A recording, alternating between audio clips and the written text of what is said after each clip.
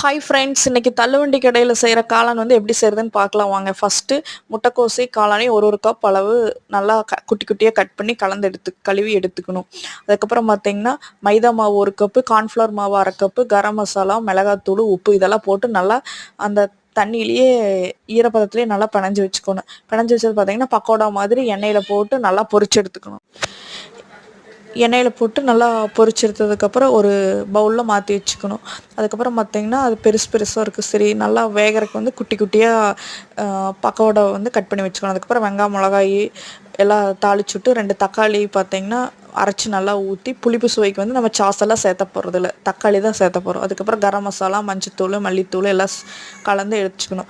அதுக்கப்புறம் 2 spoon cornflour மாவு வந்து நல்லா தண்ணியில் கரைச்சி ஊற்றிக்கணும். ஒரு கொதி வந்தோடனே நம்ம பொரித்து வச்சுருக்கிற பக்கோடாவை அதுக்குள்ளே எடுத்து போட்டு நல்லா கலந்து நல்லா ஒரு 5 நிமிஷம் வேக விட்டோம்னா